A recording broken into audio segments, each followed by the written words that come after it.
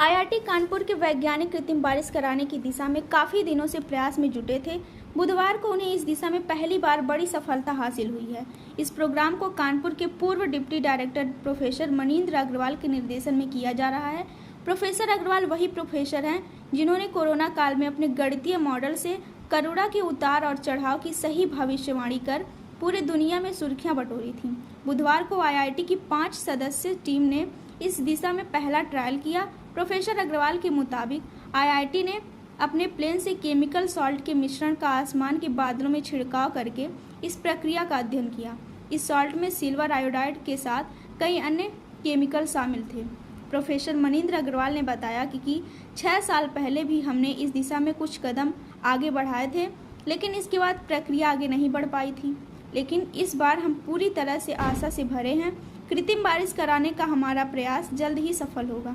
इससे हमारे देश में जो सूखाग्रस्त क्षेत्र हैं, जैसे महाराष्ट्र, राजस्थान, यूपी के बुंदेलखंड में, वहाँ की ज़रूरतों के अनुसार कृत्रिम बारिश कराई जा सकेगी, जिससे किसानों को काफ़ी फायदा होगा।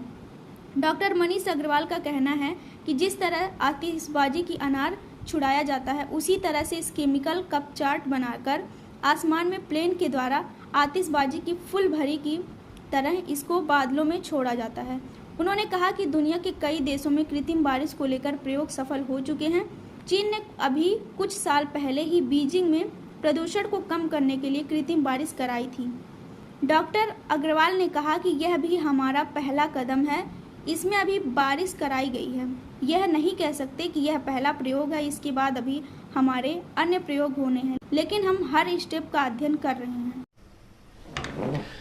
कल सुबह आईआईटी कानपुर में एक बहुत ही यूनिक एक्सपेरिमेंट हुआ।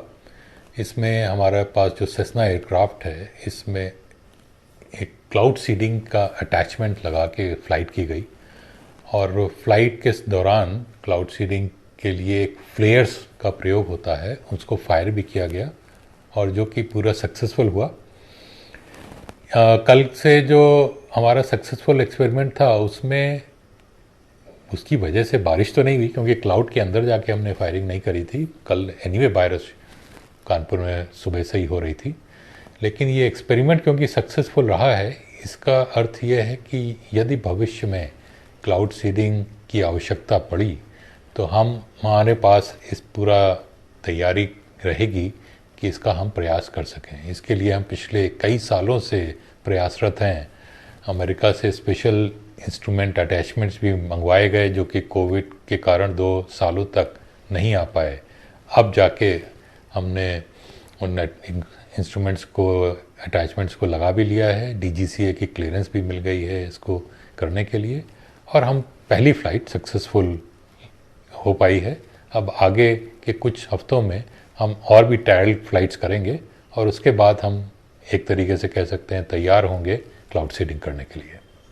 सर, कितनी ऊंचाई तक हम प्लेन को लेके गए इन क्लाउड सीडिंग प्रोसेस को कंप्लीट करने के लिए? हाँ, सेस्ना एयरक्राफ्ट जो है जितनी ऊंचाई तक जाता है, जो कि बहुत ऊंचा नहीं है, इसमें ये एयर प्रेशर नहीं है, तो इसकी ऊंचाई 1-2 किलोमीटर तक होती है, तो उसी हाइट तक जाता है। और उसी हाइट तक जाने की आवश्यकता नॉर्मली होती है, क्योंकि जो रेन क्लाउड्स होते हैं वो नीचे ही रहते हैं, वो बहुत ऊंचे स्तर पे नहीं होते।